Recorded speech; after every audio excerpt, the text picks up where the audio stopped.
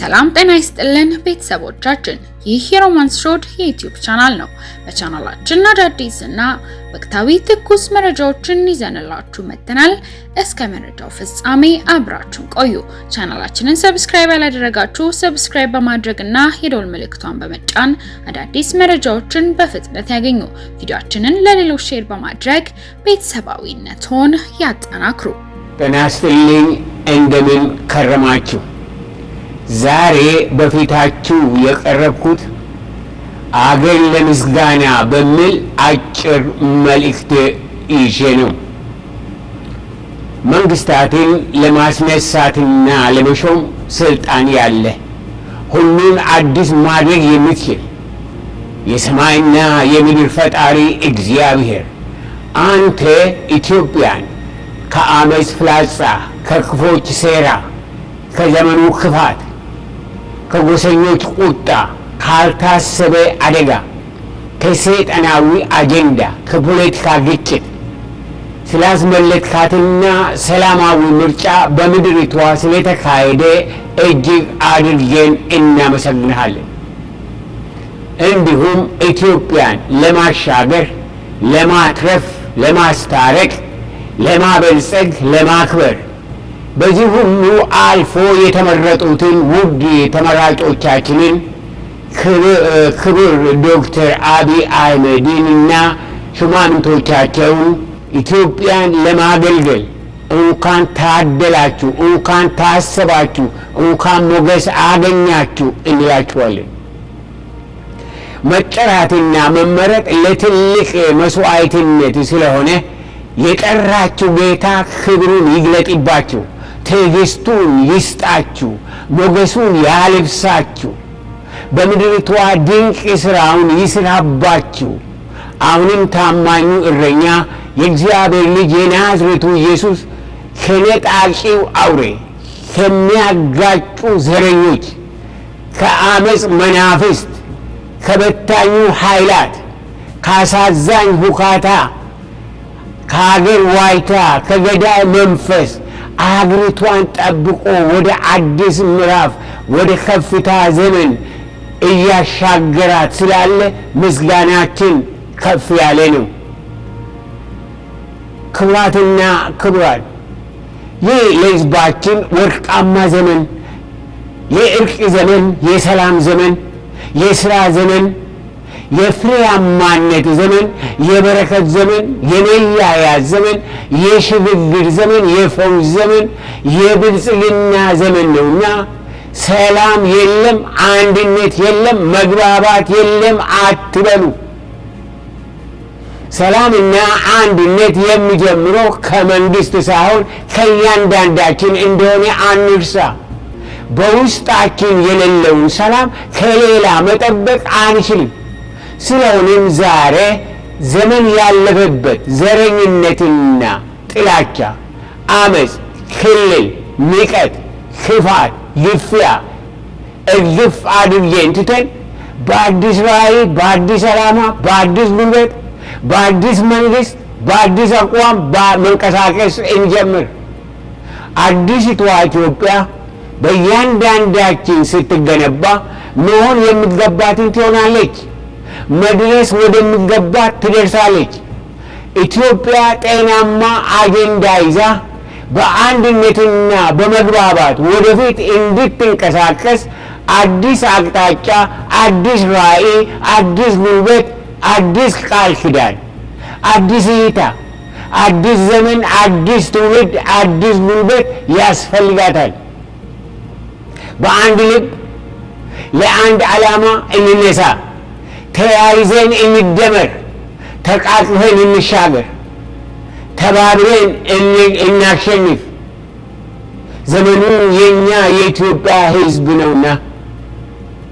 ክቡራትና ክቡራን፣ ከዚህ በፊቱ በእርስ በርስ ላይ እናሳይ የነበረው ባዶ ፉከራ፣ ምቀኝነት፣ ቂም በቀል፣ አለመጣጣም፣ ከንቱ ልፍለፋ ይብቃል። የማንም ብሔር ከማንም ብሔር አይሻልም። የማንም ቋንቋ ከማንም ቋንቋ አይመረጥም። ቋንቋ የተሰጠን ሐሳብን ለመለዋወጥ እንድንችል እንጂ እንድንጣላበት እንድንለያይበት ሆድና ጀርባ የምንሆንበት ጉዳይ አይደለም። ለዘመናት መተማመንንና ግልጽነት የጎደለው የኢትዮጵያ ሕዝብ ዛሬ በዚህ በአንደኛው ክፍለ ዘመን በፍርሃትና በጥላቻ መቀጠል የለበትም። በመንግስት በማሳበብ፣ በብሔር ፖለቲካ በማሳበብ፣ በኢኮኖሚ በማሳበብ፣ በጭቆና በማሳበብ ጫካ የገባችሁ ሁሉ ወደ ህብረተሰቡ ተመለሱ። በውጭ ሀገር ያላችሁ ጌታን የምትፈሩ ከሆነ ህዝቡን ማጣላት፣ ከመንግስት ጋር ማጋጨትን አቁሙ። የምታተርፉት ራስ ምታት ብቻ ነውና ከእንግዲህ የሚያዋጣን እርቅና ሰላም ብቻ ነው። በልዩ ልዩ ስም ከጤናማ ኑሮ ያፈነገጣችሁ በመዝረፍ በመግደል ንብረትን በማጥፋት ህብረተሰብን በማወቅ ውጭ ሆነ ውስጥ ያላችሁ ኢትዮጵያውያን ወደ ልባችሁ ተመለሱ። ኢትዮጵያ የምትተርፈውም ሆነ የምታተርፈው በሰላም መንገድ በመሄድ ብቻ ነው።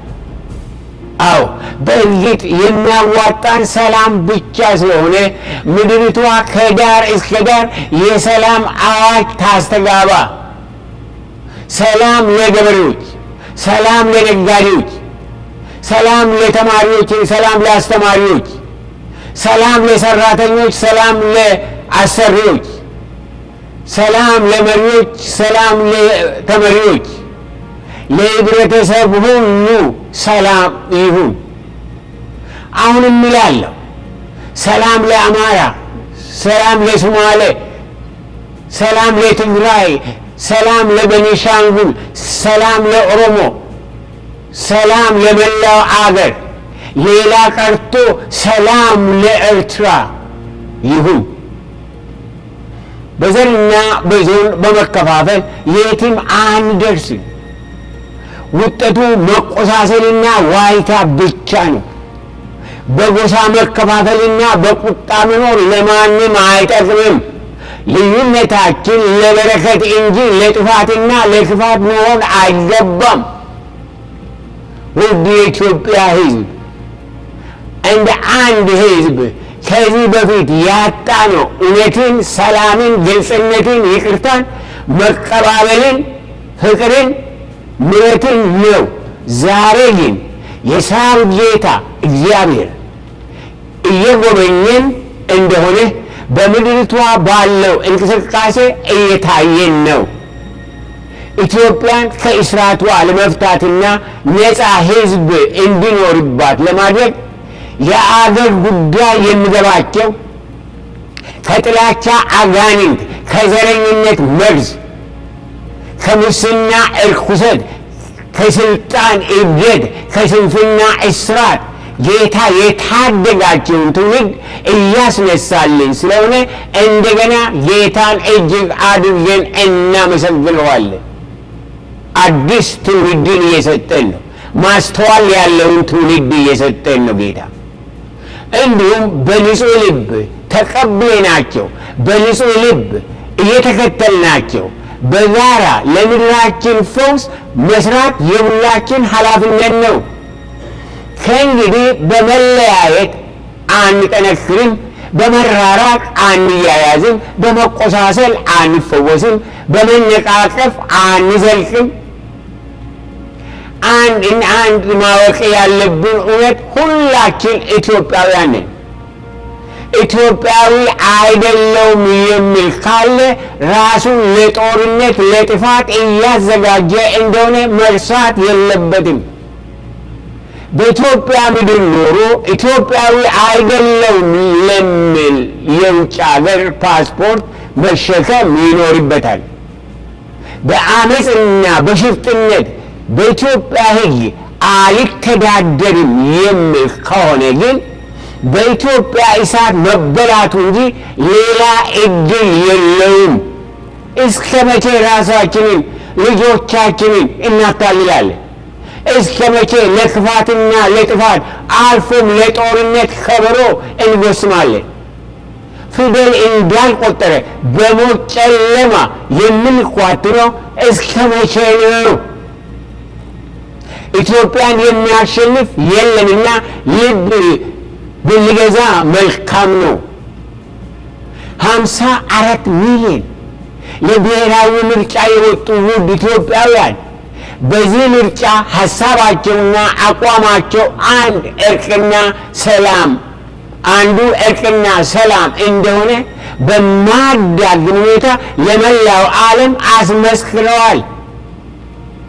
ይህም የሕዝቡን በጎ ፈቃድና እንቅስቃሴ የሃይማኖት ተቋማት ሆነ መንግስት አጽንዖት ሰጥቶት በስራ እንዲተረጉሙ አገር አቀፍ የእርቅና የሰላም ቀን እንዲያውጁ በአክብሮት እንጠይቃለን። እንግዲህ እንደ አዲስ ምዕራፍ እንደ አዲስ መንግስት መታሰብ ያለበት ምንድን ነው ብለን እንጠይቅ ይሆናል። አንደኛ፣ ምንጊዜም የእግዚአብሔር መንግስት ጽድቁን ማስቀደም የፈጣሪ መንገድ ነው። ኢትዮጵያ በሁለመናዋ ለፈጣሪዋ ቅድሚያን እንድትሰጥ የሁላችን ፍላጎትና ጸሎት መሆን አለበት። ጌታ ካልቀደመ መንገዱ ገደል ነውና በልዑል መጠጊያ የሚኖር ሁሉም በሚችል አምላክ ጥላ ውስጥ ያድራል ተብሎ እንደተጻፈ በልዑል መጠጊያ እንደር። የኢትዮጵያ ዕጣ ፈንታ ዛሬም ሆነ ነገ በፈጣሪ እጅ ነውና። ሁለተኛ፣ እርስ በርሳችን እንዋደድ፣ ሌላውን ከራሳችን ማስቀደም እንማር። እውነተኛ ፈውስ በምድራችን ለሕዝባችን የሚጀምረው ሌላውን ከራሳችን ማስቀደም ስንጀምር ነው።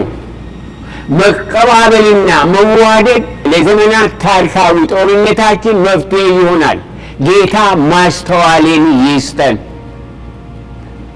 ሶስተኛ፣ የምሕረት ሰዎች እንሁን፣ የጎዱንን ይቅር እንበል፣ ለሚጠሉን መልካም እናድርግ። ዘመን ያለፈበትን ታሪክን በመቁጠር በዘር ማንዘር በደል እየተካሰስ መተላለቅ አይገባንም። አሁንም እውነተኛ ፈውሳችን በይቅርታ ውስጥ ብቻ ነውና በምሕረት ልብ እንተቃቀፍ፣ በምሕረት ዓይን እንተያይ። አራተኛ፣ ጌታ ኢየሱስ ክርስቶስ በቅዱስ ደሙ ከአባቱ ጋር ከዘላለም ጠላትነት አስታርቆን የምሕረት ልጆቹ አደረገን። እንዲሁም የማስታረቂን አገልግሎት ሰጠን። ስለሆነም ሁላችን የእርቅ አምባሳደሮች እንሆን ዘንድ ጌታ ይርዳን። ከብሔር ብሔሩ አስታራቂዎች ይነሱ። ውድ የኢትዮጵያ ሕዝብ፣ ለትንሹም ለትልቁም የእርቅ መልእክተኞች መሆን ለአገር ፈውስ ነውና ጌታ የማስታረቂን ጸጋ ያብዛልን። ሁላችን ጤናማ ሕይወት የሚኖረን ታርቀን አስታራቂዎች ስንሆን ብቻ ነውና። አለመታረቅና አለማስታረቅ ለኑሮ መርዝ ነው፣ ለሀገር ጠላት፣ ለትውልድ ሲኦል ነው። አምስተኛ፣ በመጀመሪያ በውስጥ ሆነ በውጭ ጸጥታ እንዳይሆን፣ ብሔራዊ ምርጫ በሰላም እንዳይሳካ በተቻላቸው መጠን ይዶልቱ የነበረ አመፀኞች ነገራቸው ከሽፎ በውርደት አልፈዋል። ሆኖም አሁንም መንግስታችን እንደለመደው በልበ ሰፊነት ምሕረትን፣ ይቅርታን ያውጅላቸውና በሰላም ከሕዝባቸው ጋር ይቀላቀሉ፣ ከአመፅና ከድቅድቅ ጨለማ ይውጡ። ሌላው የዘላለም እግዚአብሔር የኢትዮጵያ ብሔራዊ ምርጫ በሚያስደንቅ ሁኔታ ተሳክቶ ከውስጥ ሆነ ከውጭ የጠላት ሴራ ከሽፎ ሕዝባችን በደስታ የልቡን አገኝቷልና ኢትዮጵያም በዓላማዋ እያንጸባረቀች ወደፊት እየተጓዘች ነውና በቅርብ በመንግስታችን የምስጋና ቀን በመላ ኢትዮጵያ እንዲታወጅ ሐሳብ በትህትና እናቀርባለን።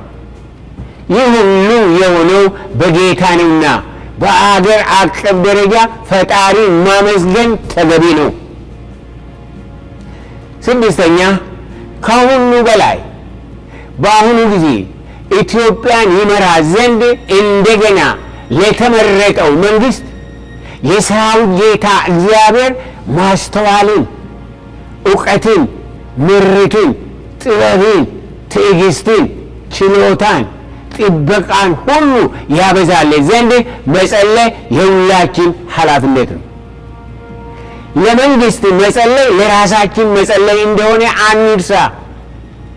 በአንደኛ ጢሞቴዎስ ምዕራፍ 2 ቁጥር 1 እና 2 ላይ ይህን እጅግ አስፈላጊ የሆነውን ለመንግስት ስለመጸለይ ያሳስበናል። እንግዲህ ከሁሉ አስቀድሞ ልመናና ጸሎት፣ ምልጃና ምስጋና ለሰዎች ሁሉ ለነገስታትና ለባለስልጣናት ሁሉ እንዲደረግ አሳስባለሁ።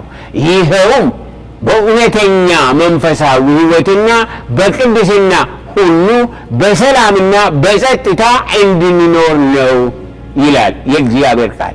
ለእኛ ነው፣ ለራሳችን ነው። በሰላም በቅድስና እንድንኖር መጸለይ፣ ለመንግስት መጸለይ፣ ለራሳችን መጸለይ፣ ለህዝቡ መጸለይ ያስፈልገናል። ውድ ወገኖቼ፣ ይህ የኢትዮጵያ ዘመን ነው። መሪዎቻችንም ዘመኑ ያመጣቸው ልጆቻችን ናቸው፣ ከውጭ የመጡ አይደሉም።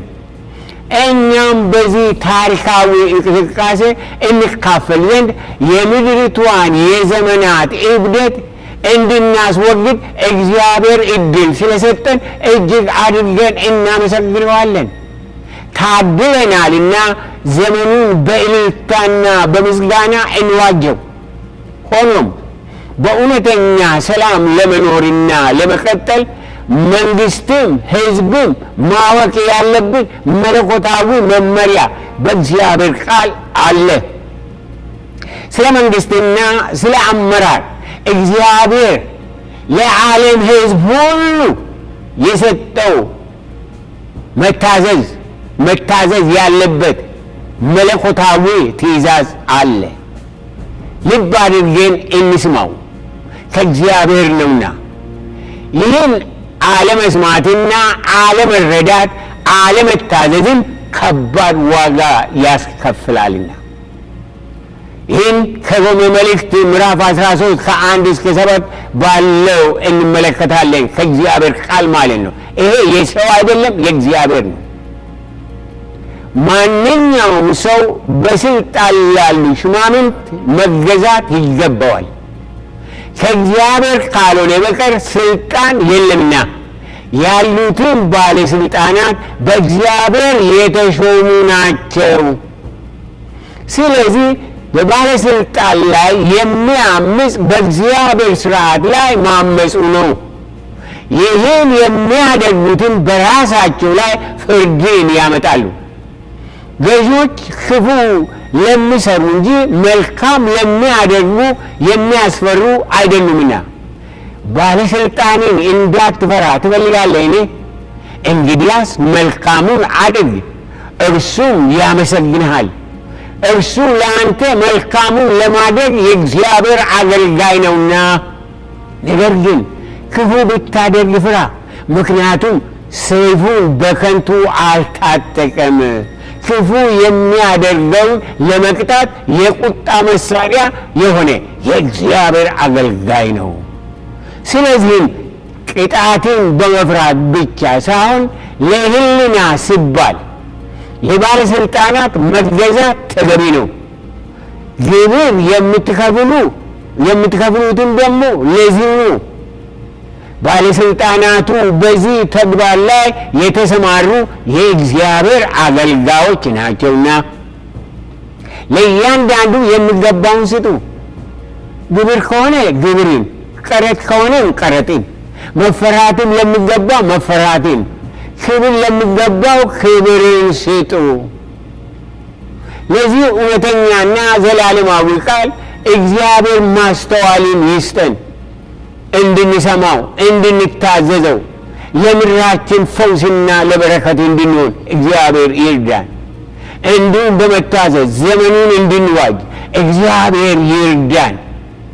ክብርና ምስጋና ለሰራዊት ጌታ ለእግዚአብሔር ይሁን፣ አሁንም ይሁን፣ ለዘላለምም ይሁን። ሕዝብ እግዚአብሔር ይፈውስህ፣ እግዚአብሔር ይፈውሰን፣ እግዚአብሔር ያገናኘን። እግዚአብሔር አንድ እንድንሆን አንድ ልብ፣ አንድ መንፈስ፣ አንድ ጸጋ፣ አንድ ሙላት በጌታ በኢየሱስ ክርስቶስ ስም ይስጠን። እግዚአብሔር ይባርካችሁ። በጣም ወዳችኋለሁ። በሌላ መልእክት እስከንገናኝ በእግዚአብሔር ሰላም